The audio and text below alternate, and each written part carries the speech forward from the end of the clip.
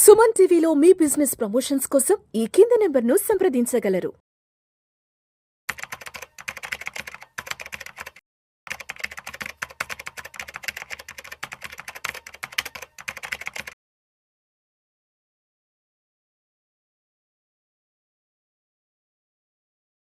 Welcome to Vishnu talks. నేను మీ విష్ణు. ప్రస్తుతం నాతో పాటు సీనియర్ ఫినాన్స్ ప్రొఫెషనల్ గిరిబాబు గారు ఉన్నారు. వారితో మాట్లాడదాం. సార్ గిరిబాబు గారు నమస్తే. సార్ నమస్తే అండి. గిరిబాబు గారు welcome to Vishnu talks. Thank you అండి. లాస్ట్ 1 month బ్యాక్ మనం ఒక వీడియో డిస్కస్ చేస్తాం. అవునండి. ప్రతి నెల 1000 రూపాయల పెట్టుబడితో 60 ఏళ్లలో 80 కోట్లు అంటూ కూడా ఒక వీడియో చేసాము. అవునండి. దాని మీద విపరీతమైన రెస్పాన్స్ వచ్చింది. నెగటివ్ రెస్పాన్స్ వచ్చింది, కొంత పాజిటివ్ రెస్పాన్స్ వచ్చింది. ఆల్మోస్ట్ ఒక 50 లక్షల మంది వరకు చూసుంటారేమో. ఆల్మోస్ట్ ఒక 50 లక్షల మంది వరకు చూసారు. మీరు కూడా చెప్పారు, నాకు చాలా కాల్స్ వచ్చాయి. మీకు చాలా కాల్స్ వచ్చాయి కదా. సో చాలా నెగిటివ్ కామెంట్స్ వచ్చాయి. ఏదో మీ బొందరా, ఏం మాట్లాడుతున్నారా, పిచ్చి వేట వల్లారా అంటే ఏవో అసలు. అవును. అంటే నాకు అర్థం కాలేదు. సో ఇప్పుడు మరి ఆ వీడియోకి కొనసాగింపుగా ఏం చెప్తారు అసలు? అంటే అంత పెద్ద అమౌంట్, అంత పెద్ద కార్పస్ ని మనం అక్యుములేట్ చేయగలమా అసలు? 1000 రూపాయలతో 80 కోట్లు అనేది నిజంగా సాధ్యమేనా? దానికి ఆ వీడియో కొనసాగింపు ఏం చెప్తారు? యాక్చువల్గా నేనే మీకు ఈ టాపిక్ తీసుకొద్దాం అనుకున్నాను. ఎందుకంటే ఆ వీడియో చూసి నాకు కూడా చాలా మంది కాల్స్ చేశారు. కామెంట్స్ చూసి మా వైఫ్ కూడా నాకు చెప్పింది, ఇలా కామెంట్స్ చేస్తున్నారని. So I want to give explanation through this video. యాక్చువల్గా ఇక్కడ నా ఉద్దేశం ఏంటంటే, మీరు 1000 రూపాయలు కనుక 60 సంవత్సరాల పాటు పెడుతూ పోతే మీకు 80 కోట్లు వస్తుంది at the rate of 15.5% rate of return. ఇది మీరు ఎక్సెల్లో కానీ ఎనీ సిప్ క్యాలిక్యులేటర్ వేసుకుంటే వచ్చే నెంబరే. ఇందులో అతిశక్తి లేదు. మీరు సింపుల్గా సిప్ క్యాలిక్యులేటర్ ఓపెన్ చేయండి. యాప్ స్టోర్లోనో, గూగుల్ స్టోర్లోనో, ఎక్కడో సెర్చ్లో కొట్టి సిప్ క్యాలిక్యులేటర్ ఓపెన్ చేసి 1000 రూపాయలు 60 సంవత్సరాలు ఒక 15.5% పెడితే 80 కోట్లు ఇంచుమించుగా చూపిస్తుంది. ఒక 2 అటు ఇటుగా చూపిస్తుంది. This is fact. కాకపోతే ఇక్కడ అడిగే క్వశ్చన్స్ ఏంటంటే, 60 ఏళ్ళు మీరు ఉంటారా? మీరు గ్యారంటీ ఇస్తారా? 60 ఏళ్ల పాటు ఉంటే వస్తుందని మీరు చెప్తారా మాకు? అలా అయితే ముందే నాకు ఇవ్వు, నేను చేస్తాను. ఇట్లాంటి కొన్ని పిచ్చి పిచ్చి క్వశ్చన్లు అన్నీ కూడా. అయితే ఇక్కడ నా ఉద్దేశం ఏంటంటే, ఇక్కడ అందరు చెయ్యండి 80 కోట్లు వస్తుంది అని చెప్పడం వెనక ముఖ్య ఉద్దేశం ఏంటంటే, 80 కోట్లు అనేది ఈ రోజుల్లో అంత చిన్న ఫిగర్ కాదు. నార్మల్గా నా ఉద్దేశం ఏంటంటే, మీరు 1000 రూపాయలు పెట్టండి, 60 సంవత్సరాలతో 80 కోట్లు వస్తుంది. ఈ 80 కోట్లు అనేది చిన్న మొత్తం కాదు, చాలా పెద్ద మొత్తం. మీ పిల్లల కోసం చేయాలనుకుంటే పాసిబుల్. 60 ఏళ్ల పీరియడ్లో మీరు ఎంజాయ్ చేయలేరు. మనకు చాలామంది ఏం చెప్తుంటారు, మొక్క విత్తనం మా తాత నాటితే మేము మనవళ్ళం పళ్ళు తింటున్నాము, ఇగో ఈ బిల్డింగ్ మా తాతది మాకు వచ్చింది అని చెప్తూ ఉంటారా? ఒక లెగసీ లాగా. ఇప్పుడు చాలా మంది యాన్సిస్ట్రల్ ప్రాపర్టీస్ ఏవైతే అంటారో అది ఎవరు కూడా వాళ్ళ తాతలు కట్టింది ఎంజాయ్ చేయడం కోసం కాదు, వాళ్ళ మనవాళ్ళు తినడానికి ఇప్పుడు పనికోసం. అలాగే నెక్స్ట్ జనరేషన్స్ కోసం. ఎగ్జాక్ట్లీ. ఇప్పుడు ఒక విత్తనం నాటి చెట్టు పెరిగి మహావృక్షం అయితే అది తరతరాల పనికి వస్తుందని చెప్పడం ఉద్దేశంలో భాగంగా మీకు బిల్ గేట్స్ ఉన్నారు కదా, ఆయన ఒక స్టేట్మెంట్ ఇచ్చాడు, చాలా ఫేమస్ స్టేట్మెంట్. పేదవాడిగా పుట్టడం నీ తప్పు కాదు, కానీ ధనవంతుడిగా నువ్వు కాకుండా చనిపోతే నీ తప్పు. అంటే పేదవాడిగా పుట్టడంలో తప్పు లేదు, కానీ నువ్వు కనుక పేదవాడిగా చనిపోతే నీ తప్పు. అది అంటే నువ్వు ధనవంతుడు అవ్వాలా, మనం ఎలా పుట్టాలనేది మన చేతుల్లో లేదు, మనం ఎలా కావాలి అనేది మన చేతుల్లో, ఎగ్జిట్ అనేది ఎలా ఉండాలనేది మన చేతుల్లో ఉంది. ఎగ్జాక్ట్లీ. సో మనము పేదవాడిగా చనిపోయినా, ధనవంతుడు చనిపోయినా అదంతా నీ చేతిలో ఉంది, కానీ పుట్టడం నీ చేతుల్లో లేదు. కనుక ఎలా చనిపోవాలనేది నువ్వు డిసైడ్ చేసుకో. అంటే నువ్వు ఎలా బతకాలి, ఎలా నీ లెగసీ కంటిన్యూ కావాలి, నువ్వు ఎంత రిచ్ అవ్వాలి నీ చేతిలో ఉంది. ఇదే ఆయన చెప్పే ఉద్దేశం. నా ఉద్దేశం కూడా మీరు 1000 రూపాయలు పెడుతూ పోతే అంత అవుతుంది కదా, మీరు 80 కోట్ల బదులు అట్లీస్ట్ అందులో నేను చెప్పే ఉద్దేశాన్ని అర్థం చేసుకోండి. ఇక్కడ నేను చెప్పే ఉద్దేశం ఏంటంటే, లాంగ్ టర్మ్ వెల్త్ క్రియేషన్ అనేది నా ముఖ్య ఉద్దేశం. ఆ లాంగ్ టర్మ్ వెల్త్ క్రియేషన్లో మీరు 80 కోట్లు వద్దు, కనీసం రూల్ 15 చాలాసార్లు చెప్తుంటాం, 15,000 పర్ మంత్ 15 years పీరియడ్ చేస్తే 15% రిటర్న్ వస్తే 1 crore అవుద్ది. 1 crore చేయండి, దాన్ని ఇంకొక 5 సంవత్సరాలు కంటిన్యూ చేయండి, 2.5 కోట్లు అవుద్ది. ఇంకో 5 సంవత్సరాలు చేయండి, 5 కోట్లు చిల్లర అవుతుంది. ఇంకో 5 కంటిన్యూ చేస్తే 30 ఏళ్లకు 10 కోట్లు అవుతుంది. ఎవరైనా 30 సంవత్సరాల కెరియర్ బిగినింగ్ అవ్వగానే 30 సంవత్సరాల వయసులో ఎట్ ద ఏజ్ ఆఫ్ 30 60 ఏళ్ళు 30 years 10 కోట్లు వస్తుంది. ఇది ఈ ఉద్దేశం ఏంటి, నేను ఇంకా ఏం తిరొద్దా, మేమేం చేయొద్దా, అన్ని సేవ్ చేసుకుంటూ పోవాలా రేపటికి అంటే డెఫినెట్లీ నాట్. అన్ని బ్యాలెన్సింగ్ చేసుకోవాలి. 30 ఏళ్ల వయసు ఉన్న వ్యక్తికి ఈ రోజుల్లో ఎవరికి కూడా ఒక మంచి శాలరీ అంటే 1,00,000 రూపాయలు మినిమం వచ్చేది. గవర్నమెంట్ కూడా మన బడ్జెట్లో 12 lakhs వరకు ఇన్కమ్ ట్యాక్స్ లేదండి. ఆ 1,00,000 రూపాయల్లో 15% రేపటి కోసం సేవ్ చేసుకుంటూ పోండి. ఇవాళ 15 చేయగలిగితే అట్లీస్ట్ ఒక 5 సంవత్సరాల తర్వాత కొంచెం ఎక్కువ చేయగలం. Salary Step up. పెరుగుతుంది, స్టెప్ అప్. ఇంకో 10 ఏళ్ళకి ఇంకొంచెం ఎక్కువ చేయగలం. కనుక మీరు ఇవాళ 15 చేయక్కర్లేదు. ఇవాళ 5,000 చేసినా దాన్ని పెంచుకుంటూ పోయి యావరేజ్ చేసుకోండి. అలా మీరు కనుక పెట్టుకుంటూ పోతే over a period of time వస్తుంది అని చెప్పడం నా ఉద్దేశం అక్కడ. అంతేగాని పెడితే 80 కోట్లు వస్తుంది ఇలాగే చేయండి అని చెప్పడం కాదు. ఉద్దేశం అర్థం చేసుకోవాలి. నువ్వు ఉంటావా, గ్యారంటీ ఇస్తావా, కంపెనీ ఉంటుందా, ఇది కాదు. అక్కడ ఒక కంపెనీలో పెడతామా, కాదు కదా. ఇన్వెస్ట్మెంట్ ప్యాటర్న్ వెళ్తూ ఉంటే వస్తూ ఉంటుంది. అక్కడ ఇంకో కాంటెక్స్ట్ చెప్పాము. మన తాతలు, నానమ్మలు, అమ్మమ్మలు పిల్లలు పుట్టగానే అరే నీకు 50,000 ఇస్తున్నా, 1,00,000 ఇస్తున్నా, దాచిపెట్టుకో, పిల్లల కోసం పెద్ద అయిన తర్వాత వాడుకొని చెప్పే ఉద్దేశం ఏంటంటే లాంగ్ టర్మ్ పిల్లలతో పాటుగా పెరిగి పెద్ద దూరదృష్టిని ఇస్తుంది.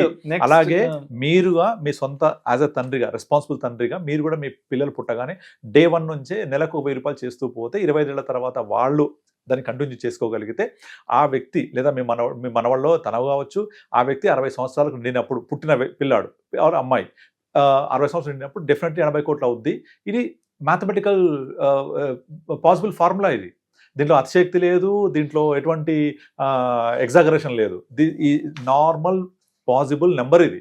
కానీ ఈ నెంబర్ పాసిబిలిటీ కనీసం ఇక్కడ అర్థం చేసుకోలేకపోతున్నారు అందరూ. అర్థం చేసుకోలేక నెగటివ్ కామెంట్స్ అంటే ఫస్ట్ కానీ ఇందులో అంతర్లీనంగా మనం చెప్పే ఉద్దేశం అర్థం చేసుకోవట్లేదు. నిజంగా కనుక ఈ జర్నీలో, ఈ ఇన్వెస్ట్మెంట్ జర్నీలో చేస్తూ అందరు కూడా ఇట్లా 1 crore చేసుకోవచ్చు, 15,000 పెడుతూ పోతే అని మనం చెప్తుంటామా? నిజంగా దీన్ని అర్థం చేసుకొని ఇంప్లిమెంట్ చేసే వాళ్ళు దాదాపుగా ఇంప్లిమెంట్ చేస్తే ఎంతమంది కరోడ్పతి అవ్వచ్చు. కానీ ఎంతమంది అయ్యారు చెప్పండి? ఎవ్వరు ఉండరు, ఎవరు ఇంప్లిమెంట్ చేయరు. ఈ వీడియో చూసి 1,000 రూపాయలు పిల్లలు పుట్టగానే పెడతారని అనుకోకండి. చెయ్యరు, ఎవరు ఒక్కరు కూడా కారు. అవుతారని కూడా నేను ఎక్స్పెక్ట్ చేయట్లేదు. ఇంకో విషయం చెప్పమంటారా? అసలు ఇలాంటి మంచి విషయాలు, బాగుపడే విషయాలు చెప్పడం మన తప్పు చెప్పారు. ఇది విని ఎవ్వరు ఇంప్లిమెంట్ చేయరు. కాకుండా ఏదన్నా చెత్త విషయాలు, పనికిమాలిన విషయాలు షేర్ చేసుకుంటే అవి బాగా నచ్చుతాయి. ఎగ్జాక్ట్లీ. జనాలు చెత్త పనికిమాలిన విషయాలకి బాగా కనెక్ట్ అవుతారు. ఇక్కడ బాగుపడే విషయాలు పొరపాటున చెప్పామంటే దే డోంట్ యాక్సెప్ట్. ఇక్కడ ఎంత పవర్ ఉంది ఈ ఇన్వెస్ట్మెంట్ అని చెప్పడం ఉద్దేశం. ఇక్కడ పవర్ అనే కాడ మీకు నార్మల్గా ఈ కాంపౌండింగ్ ఫ్యాక్టరీ, ఈ కాంపౌండింగ్ లో టైం ఉంటుంది, రేట్ ఆఫ్ ఇంట్రెస్ట్ ఉంటుంది, రేట్ ఆఫ్ రిటర్న్ ఉంటుంది. అందరు కాన్సన్ట్రేట్ చేస్తారు, రేట్ ఆఫ్ రిటర్న్. కానీ టీ మీద ఎవరు కాన్సన్ట్రేట్ చేయరు. But actually me compounding factor అంతా హ్యాపెన్స్ ఓవర్ టైం. మీకు ఇంకో స్మాల్ ఎగ్జాంపుల్ చెప్తాను అంతే. ఇప్పుడు మీకు మనకు నార్మల్ గా ఈ పవర్ ఆఫ్ కాంపౌండింగ్ గురించి చెస్ బోర్డ్ ఒక లెక్క చెప్తూ ఉంటారు. ఒక చిన్న స్టోరీ చెప్తారు. ఒక రాజుగారు చాలా పెద్ద గొప్ప చెస్ ప్లేయర్. ఆయన ఒక ప్రకటించారు ఒకటి, ఏది మన పందెం ప్రకటించింది. నన్ను ఎవరైతే చెస్ లో ఓడిస్తే వాళ్ళు ఏం కోరుకుంటే అది ఇస్తా అని చెప్పిండు. ఒక పేద బ్రాహ్మణుడు కూడా చెస్లో నిష్ణాతుడు. ఆయన రాజుగారి దగ్గరికి వచ్చి, రాజుగారు నేను మిమ్మల్ని ఓడిస్తా అని చెప్తాడు. అయితే ఓడిస్తా అంటే, మనం ఓడిస్తే ఏమి ఇస్తాను అంటే, నా ప్రాణం ఇచ్చేస్తా, నా శిరస్సు ఇస్తా, అదొకటి నా దగ్గర ఇంకేం లేదు నా దగ్గర అంటాడు. ఓకే, నువ్వు కనుక ఓడిపోతే నీ శిరస్సు నేను తీసుకుంటా, ఖండించేస్తా. కానీ నేను ఓడిపోతే నువ్వేం కావాలి కోరుకు అది ఇచ్చేస్తా అంటాడు. చెస్ గేమ్ మొదలైద్ది, అయిపోద్ది, రాజుగారు ఓడిపోతారు. ఆశ్చర్యపోయి, రాజుగారు ఎంత నిష్ణాతుడు, నువ్వు ఇంతకాలం ఎక్కడున్నావు, సరే నేను ఇచ్చిన మాట ప్రకారంగా కోరుకో, నీకేం కావాలి ఇస్తా అంటాడు. నాకు పెద్దగా ఏం వద్దండి, నాకు చెస్ బోర్డు మొదటి గడిలో ఒక బియ్యం గింజ పెట్టండి, దాన్ని 2వ గడిలో డబల్ చేయండి, 2 పెట్టండి, 3వ గడిలో డబల్ చేయండి, మళ్ళీ 4 పెట్టండి, 1, 2, 4, 8, 16 అలా డబల్ చేసుకుంటూ పోనేనాడు. రాజుగారు చుట్టుపక్కల ఉన్న అందరు మంది మార్బలం అందరు నవ్వుతారు. ఏంటి బ్రాహ్మడికి బియ్యం గింజలు అడుగుతాడు, మంచిగా రాజుగారు ఇస్తాను, ఎంత కోరుకు అంటే మణులు, మాణిక్యాలు, రత్నాలు, వజ్రాలు, వైడ్యాలు కోరుకోవాలి, ఈయన బియ్యం మీద కోరుకుంటున్నాడు, ఎంత పిచ్చోడున్నాడు, ఇంత తెలివితేటలతో ఆడిండు అందరు అంటుంటారు. సరేగా కోరుకున్న కదా, ఇస్తాను కదా, సరే అని చెప్పేసి స్టార్ట్ చేస్తూ పోతారు. సగం గళ్ళు నింపేసరికి రాజ్యంలో ఉన్న ధాన్యం మొత్తం అయిపోతాయి. ఇంకొంచెం ముందుకెళ్ళేసరికి మొత్తం ఆ దేశంలో ధాన్యం అంతా అయిపోతుంది. ఇంకా అసలు తీసుకురావడానికి ధాన్యమే ఉండదు. అంత ధాన్యం గింజలు పెట్టినా నిండదు. అది మీరు లెక్కేసుకుంటూ పోండి. 64 ఉంటాయి చెస్లో. 2, 1 ఫస్ట్ దాంట్లో, 2, 4, 8, 16, 32, 64 వేసుకుంటూ పోతే సగంకే నిండిపోతుంది. ఆ నెంబర్ సున్నాలు కూడా పనిచేయవు మీకు క్యాలిక్యులేటర్ కొడితే. అంత కాంపౌండింగ్ ఫ్యాక్టర్ అవుతుంది.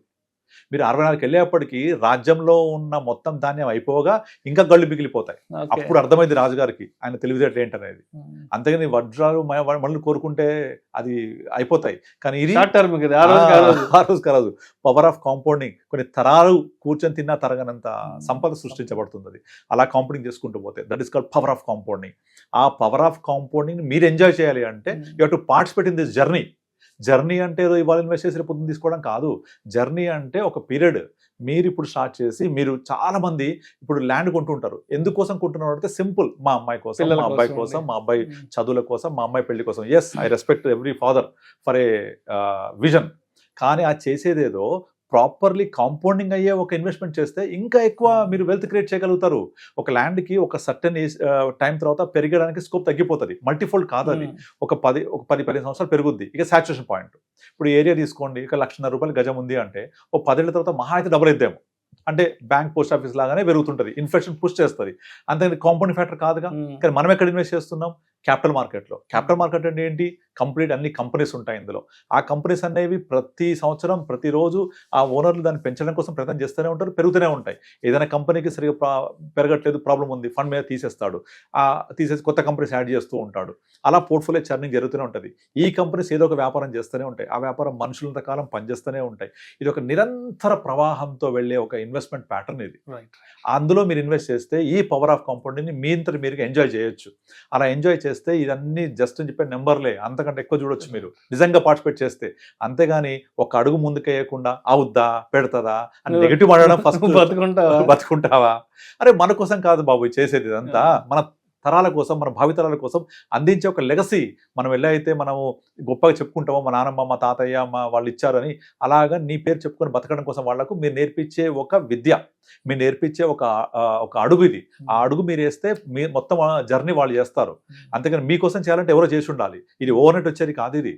ఇలా నా ఉద్దేశం చెప్పడం. సో దీన్ని అర్థం చేసుకున్న వాళ్ళు కనీసం ఒక 1 crore అయినా చేసుకుంటారు అట్లీస్ట్. అండ్ ఇంకొకటి, ఇప్పుడు చాలా స్టాక్స్ ఉంటాయి, మీరు చెప్తుంటారు ఇన్ఫోసిస్ కనుక 1993 పబ్లిక్ ఇష్యూలో వచ్చినప్పుడు 10,000 పెడితే ఇవాళ 5-6 కోట్లు ఉంది అని. ఎంతమంది 10,000 పెట్టి వెయిట్ చేస్తారో చెప్పండి.